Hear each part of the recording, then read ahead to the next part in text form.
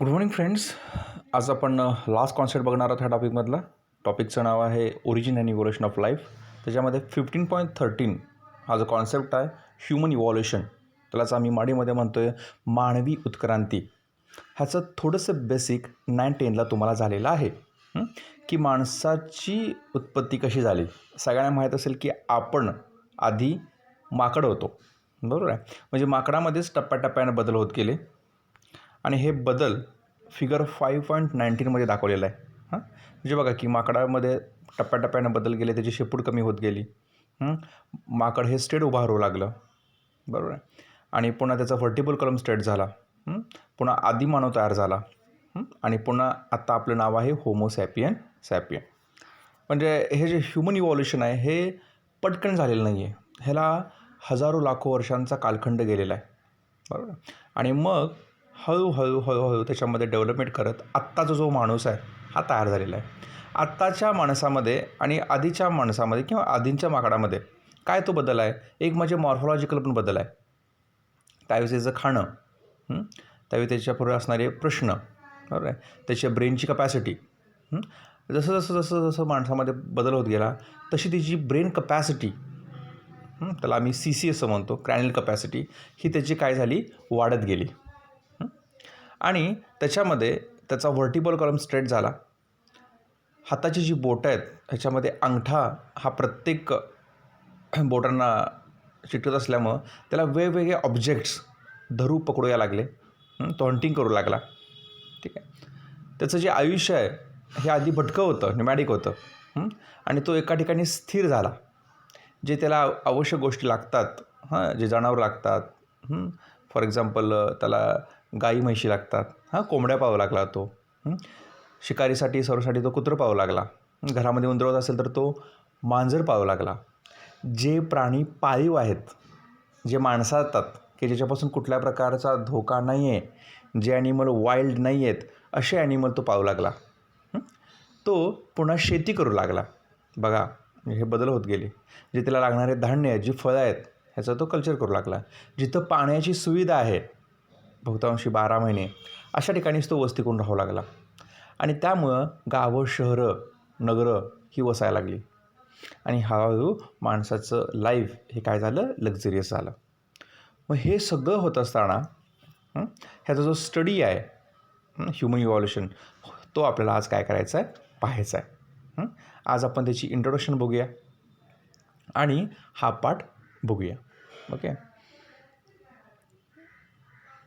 It has been traced that the human evolution appeared to have evolved from a tree-dwelling stool-like animal. This process began in Paleocene epoch. बघा ही जी सुरुवात आहे माणसाच्या इव्हॉल्युशनची, ही कुठल्या इपोकमध्ये झाली, कुठल्या कालखंडात झाली, तर पॅलिओसिन इपोकमध्ये झाली. So during this period dwelling forest forced arboreal mammals to adapt to life on land. आधीचे जे सगळे ॲनिमल होते हे झाडावरती, म्हणजे जंगलामध्ये झाडावरती अर्बोरियल म्हणजे झाडावरती मॅमल सगळे राहत होते. आणि हे जे मॅमल आहेत हे जमिनीवरती येऊ लागले. Okay. So they adapt to life on land. जसं ते त्यांनी झाड थोडं थोडं हळू सोडून दिलं आणि ते जमिनीवरती येऊ लागले. So this descent must have been the driving force. आणि हाच तो सगळ्यात महत्त्वाचा बदल आहे की ह्युमन इव्हॉल्युशनमधला, की त्या ॲनिमलनी त्या काळामध्ये त्या मॅमलनी काय सोडलं, झाड सोडलं आणि ते जमिनीवरती आले. आणि जमिनीवरती जसे आले तसे त्यांच्यामध्ये बदल होत गेले. So this descent must have been the driving force. In the following chart, it can be seen that we are most closely related to gibbons, chimpanzee and gorilla. सुद्धा त्यातले काही मी काय म्हणते बघा, काही त्यातले जे ॲनिमल्स आहेत, काही मॅमल्स आहेत, ते सुद्धा झाडावरती आहेत. म्हणजे आपलेच जवळचे प्रायमेट्समधले. त्यांचं नाव आहे गिबॉन, चिंपांजी अँड गोरिला. हे आपल्यासारखे दिसतात, फक्त ते काय आहेत, अर्बोरियल आहेत. जे ॲनिमल झाडावरती राहतात, झाडांच्या फांद्यावरती किंवा झाडावरती, त्यांना आम्ही म्हणतो अर्बोरियल. खूप शब्द महत्त्वाचा आहे, arboreal. The major evolutionary trends in transition from ape to man are considered further. म्हणजे एप हे माकडं होतं, एपासून माणसापर्यंत म्हणजे आपल्यापर्यंत जो हा प्रवास आहे, हा आता आपण कन्सिडर करूया. ही जी आहे ही मेजर इव्हॉल्युशनरी ट्रान्झिशनरी स्टेट आहे. Special characteristics have been acquired by man in the course of evolution. ठीक आहे. मग त्याने वेगवेगळे कॅरेक्टर काय केले, ॲक्वायर केले या इव्होल्युशनमध्ये, आणि त्याच्यामध्ये पुढं त्याच्यामध्ये काय होत झाली, बदल झाला.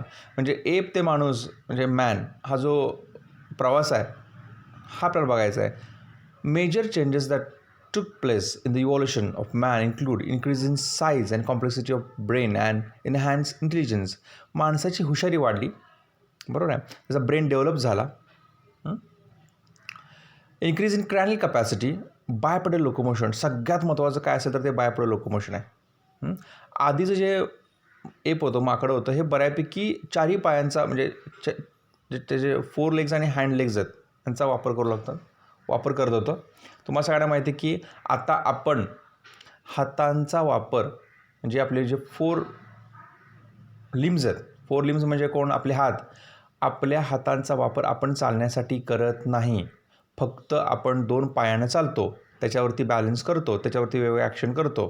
म्हणून त्याला मी काय म्हणतो आहे, बायपेडल लोकोमोशन. समजते मी काय म्हणतो आहे? म्हणजे पण आधीच जे आहे, तुम्ही तुमच्या घरामध्ये जर माकड येत असेल तर बघा, माकड हे अजूनसुद्धा पुढच्या हाताचा उपयोग ते पाय म्हणून करते पळण्यासाठी, चालण्यासाठी, बरोबर आहे. तर आपल्या लक्षात आलं असेल की बायपेडल लोकोमोशन हे सगळ्यात महत्त्वाचं आहे. त्याचा व्हर्टिब्रल कॉलम स्ट्रेट झाला, तर आपले दोन्ही पायावरती बॅलन्स केला आहे आणि तो काय करतो आहे, बायपेडल लोकोमोशननं त्याचे काही जे ॲक्शन्स आहे ते करतो आहे. अपोजिबल थंब सगळ्यात महत्त्वाचं आहे. माणसाच्या इव्होल्युशनमध्ये अपोजिबल थंब म्हणजे त्याचा जो अंगठा आहे हा अपोजिबल आहे, लक्षात का. इरेक्ट पोश्चर, त्याचा जो पोश्चर आहे हा इरेक्ट आहे, माणूस हा सरळ आहे. Shortening of 4 limbs and lengthening of hand limbs, त्याचे 4 लिम्स आहेत हे शॉर्ट झालेत आणि हँड लिम हे काय झालेत, लेंदी झालेत म्हणजे मोठे झालेत. डेव्हलपमेंट ऑफ चीन, त्याला हनवटी झाली. पूर्वी हनवटी नव्हती पूर्वीच्या माकडांना, त्या माणसांना. आपल्याला काय आहे, चीन आहे. म्हणजे बरोबर लक्षात ठेवा की तुमचे जिथं ओठ आहेत, ओठाच्या खाली चीन म्हणजे त्याला हनवटी असं आपण म्हणतो, ही हनवटीसुद्धा तयार झालेली आहे. Broadening of pelvic girdle. आता ह्या पेल्विक गर्डल 2 गर्डल आहेत, पेल्विक गर्डल आणि पेक्टोरल गर्डल. बघा, पेल्विक गर्डल म्हणजे खुबा, ठीक आहे. जिथं तुम्ही आता बसताय बेंचवरती किंवा ह्याच्यावरती, की जी गर्डल आहे त्याला आपण खुबा असं म्हणतो, ही पेल्विक गर्डल त्यांच्यामध्ये ब्रॉड झाली. Development of lumbar curvature. आपला जो व्हर्टिबल कॉलम आहे, जिथं लंबार म्हणजे जिथं तुमची कंबर आहे तिथं अशी कर्व तयार झाली.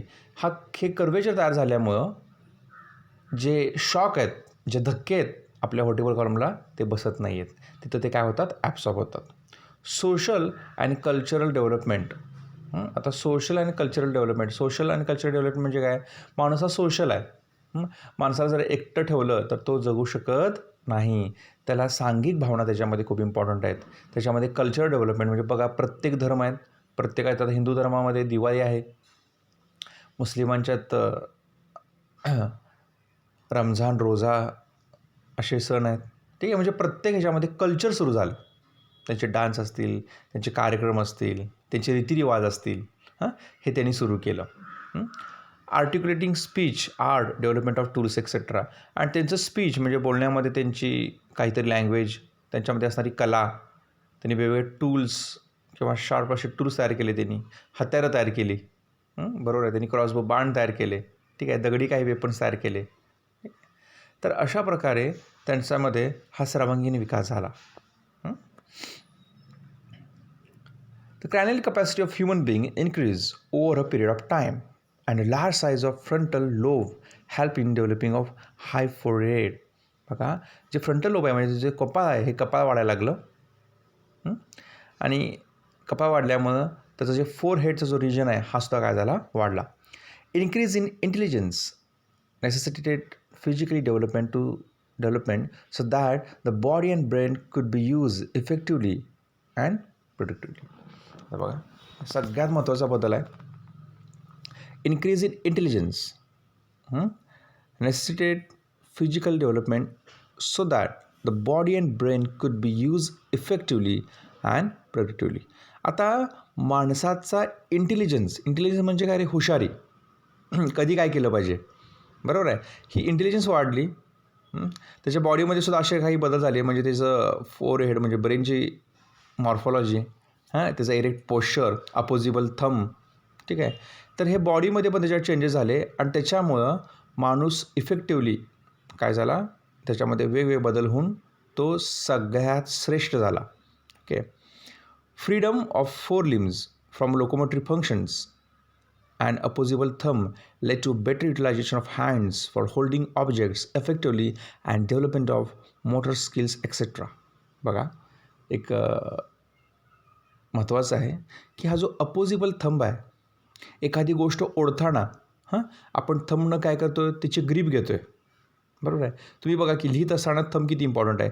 अशी कुठलीही गोष्ट नाही की आपण ती थंब, जर एखाद्या व्यक्तीला जर थंब नसेल, तुम्ही आज एक्सपेरिमेंट करून बघा, तुमचा अंगठा तुमच्या पामला बांधून टाका व्यवस्थित, ठीक आहे. हा जर बांधल्यावरती तुमच्या लक्षात येईल की अंगठ्याला किती महत्त्व आहे. तुम्हाला लिहिता येईल का? अंघोळीचा जो काही मग आहे, जो कप आहे, तो तुम्हाला धरता येईल का? म्हणजे अशा विविध गोष्टी आहेत की तुम्हाला त्या अंगठ्याशिवाय करता येत नाहीत. त्यामुळे माणसाच्या ह्युमन इव्हॉल्युशनमध्ये माणूस हा सर्वश्रेष्ठ झाला. त्याच्यामध्ये अंगठा किंवा कुठलंही ऑब्जेक्ट, कुठलीही एखादी गोष्ट आपल्याला अंगठ्याशिवाय धरता येत नाही. हे लक्षात ठेवा, हे ध्यानात ठेवा. So opposable thumb led to better utilisation of hands for holding the objects effectively and development of motor skills extra. त्याच्यामध्ये जे मोटर स्किल्स डेव्हलप झालेत वेगवेगळे, ठीक आहे, हे सगळे स्किल्स ह्या अंगठ्यामुळे तयार झालेत, लक्षात ठेवायचं. सो अपोजिबल थंब हे कॅरेक्टर खूप इम्पॉर्टंट आहे. Bipedal locomotion's upright posture could be a stethoscopic vision help man to move around the subdued land. आता अपराईट पोश्चर, आपला जो पोश्चर आहे, आपण खाली वरती बेंड होऊ शकतो. स्टेथोस्कोपिक विजन आहे आपली. ही विजन आपल्याला काय करते, लँडवरती व्यवस्थित सगळं दिसण्यासाठी हेल्प करते. आपल्याला दिसताना आपलं नाक दिसत नाही आहे, आपल्याला पूर्ण आपला चेहरा फ्लॅट आहे, नाक छोटंसं आहे, ठीक आहे. आणि चेहरा आपला फ्लॅट असल्यामुळे दिसताना आपलं सगळं दिसतं 180 डिग्रीमध्ये. So evolutionary history of man was traced with the help of fossil remain found over a period of time. मग अशा वेगवेगळ्या ठिकाणी, आपल्या भारतामध्ये असेल, पाकिस्तानमध्ये असेल, आफ्रिकेमध्ये असेल, चायनामध्ये असेल, अमेरिकेमध्ये असेल, ब्रिटनमध्ये असेल, अशा वेगवेगळ्या ठिकाणी हे माणसाचे फॉसिल्स, त्याचे जीवाश्म सापडले आणि त्याच्यावरून माकडाचा माणूस कसा झाला, हा जो तर्क आहे, त्यालाच आम्ही काय म्हणतो, ह्युमन इव्हॉल्युशन, हे आपल्याला समजायला लागलं. Some of our ancestors and their evolutionary history is shown in the table. आपण नेक्स्ट लेक्चर तो टेबल बघायचा आहे. त्याच्यामध्ये वेगवेगळे जी माणसं आहेत होऊन गेले त्यांची इन्फॉर्मेशन दिलेली आहे.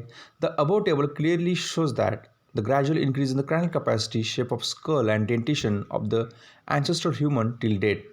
आवर journey of evolution still continue. अजूनसुद्धा आपल्यामध्ये इव्हॉल्युशन चालूच आहे, इव्हॉल्युशन थांबलेलं नाही आहे. येस, हा जो चार्ट आहे ना, चार्ट किंवा टेबल 5.18 ह्युमन इव्हॉल्युशन, हा चार्ट आपण नेक्स्ट लेक्चरला पाहायचा आहे. त्याच्यामध्ये आपण काय बघायचं आहे की हेड,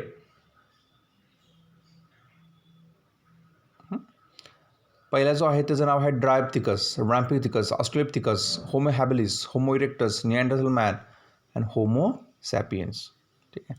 प्रत्येक माणसाची आपल्याला काय करायची आहे, इन्फॉर्मेशनमध्ये त्याचा अपीअरन्स कसा आहे, त्याची साईज ऑफ फॉसिल कसा आहे, पिरियड कुठला होता, तो कुठल्या पिरियडमध्ये होता, कुठल्या कालखंडात होता, त्याचं स्केलेटल फीचर्स काय आहे, त्याच्यामध्ये हाडांचा शेप कसा आहे, कुठली हाडं जास्त डॉमिनंट आहेत, कुठली नाही आहेत, त्याचा पोश्चर कसा आहे, बरोबर आहे, त्याची क्रॅनियल कपॅसिटी कशी आहे, त्याचा CC कसा आहे, स्पेशल फीचर्स त्याच्यामध्ये काय आहेत, त्याने आपल्यामध्ये काय डेव्हलपमेंट केलेली आहे. ठीक आहे. ह्या सगळ्याचा स्टडी हा आपण नेक्स्ट लेक्चरमध्ये करणार आहोत. 5.18 ह्युमन इव्हॉल्युशन. पुन्हा आहे क्लासिफिकेशन ऑफ मॅमल. जे आपले मॅमल्स आहेत त्याच्यामध्ये क्लासिफिकेशन कसं केलेलं आहे. ठीक आहे. आता आपण प्रायमेटमध्ये येतो आहे, बरोबर आहे. तर ते कसं आहे ते आपण नेक्स्ट लेक्चरला बघूया, म्हणजे हे 2 चार्ट. ठीक आहे. इथं मग आपला काय होतं, नेक्स्ट लेक्चरला टॉपिक संपतो आहे. आज तुम्ही हा सगळा टॉपिक व्यवस्थित वाचून घ्या, ह्युमन इव्हॉल्युशनची इन्फॉर्मेशन घ्या. आपण नेक्स्ट लेक्चरला हा टॉपिक बघूया. नेक्स्ट लेक्चरला आपल्याला काय बघायचं आहे, chart number 5.7 classification of mammals आणि ह्युमन इव्होल्युशनचा टेबल 5.80.